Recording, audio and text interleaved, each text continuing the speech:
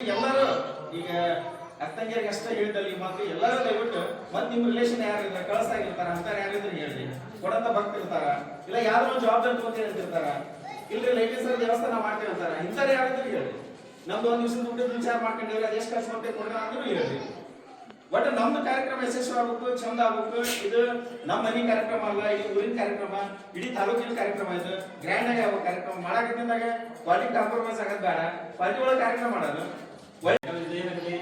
ಇಡೀ ಊರಿನಿಂದ ಮಾಡೋದ್ರಿಂದ ಸ್ವಲ್ಪ ದೊಡ್ಡ ಪ್ರಮಾಣದಾಗ ಮಾಡಬೇಕು ಚಲೋ ಕ್ವಾಲಿಟಿ ಮೇಂಟೈನ್ ಮಾಡ್ಬೇಕು ಎಲ್ಲರದ್ದು ಅಭಿಪ್ರಾಯ ಅದು ಅದಕ್ಕೆ ಏನಾದ ಕಾರ್ಯಕ್ರಮ ಮಾಡಿದ್ರು ಚಂದಾಗಿರ್ಬೇಕು ಕ್ವಾಲಿಟಿ ಮೇಂಟೈನ್ ಮಾಡಿದ್ರೆ ಅದನ್ನು ಒಳ್ಳೆ ರೀತಿ ಒಳಗೆ ನಡೆಸಬೇಕು ಅನ್ನೋದು ನಮ್ಮದು ಅಭಿಪ್ರಾಯ.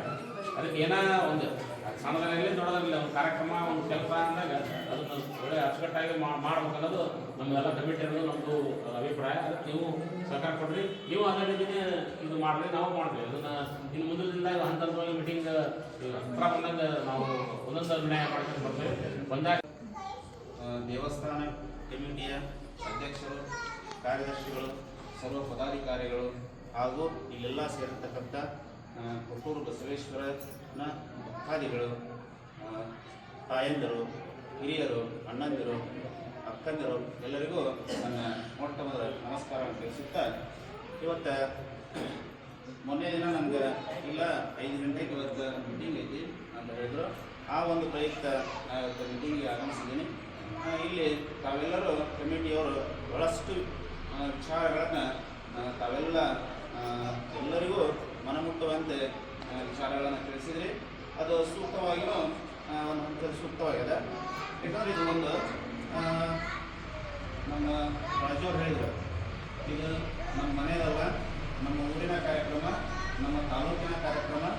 ಅಂಥ ಒಂದು ಕಾರ್ಯಕ್ರಮ ಹೇಗೆ ಆಗಬೇಕಂದ್ರೆ ಒಂದು ಅದ್ದೂರಿಯಾಗಿ, ಒಂದು ಮಾದರಿಯಾಗಿ ನಮ್ಮ ಇಡೀ ಶಿರಟ್ಟಿ ತಾಲೂಕಿನಲ್ಲೇ ಒಂದು ಅತ್ಯುತ್ತಮ ಕಾರ್ಯಕ್ರಮವನ್ನು ಶಿಗ್ಲಿಯಲ್ಲಿ ಮಾಡಿದರು. ಕೊಟ್ಟೂರು ಬಸವೇಶ್ವರರ ದೇವಸ್ಥಾನದ ಒಂದು ಮೂರ್ತಿ ಪ್ರತಿಷ್ಠಾಪನೆ ಹಾಗೂ ಪ್ರಸಾರವನ್ನು ಅದ್ದೂರಿಯಾಗಿ ಕಾರ್ಯಕ್ರಮ ನೆರವೇರ್ತಕ್ಕಂಥದ್ದು ಇಡೀ ಶಿರಟ್ಟಿ ತಾಲೂಕಿನಲ್ಲೇ ಕೊಂಡಾಡಬೇಕು.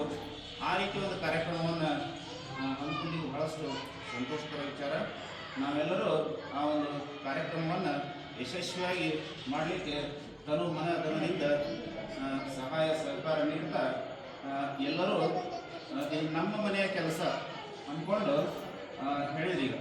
6, 7, 8 ಅಲ್ಲಿಯವರೆಗೂ ತಮ್ಮದು ಏನೋ ಒತ್ತಡಗಳಿದ್ರೂ ಸಮೇತ ಬಿಟ್ಟು ಬಂದು ನಿಂತ್ಕೊಂಡು ಈ ಒಂದು ಕಾರ್ಯಕ್ರಮವನ್ನು ಯಶಸ್ವಿಗೊಳಿಸೋಣ ಅಂತ ಹೇಳ್ತಾ ನನಗೆ ಇಲ್ಲಿ ಮಾತಾಡಲಿಕ್ಕೆ ಅವಕಾಶ ಮಾಡಿಕೊಟ್ಟಿರ್ತಕ್ಕಂಥ ಎಲ್ಲ ಗಣ್ಯರು ವಂದಿಸಿ ನನ್ನ ವಂದನೆ.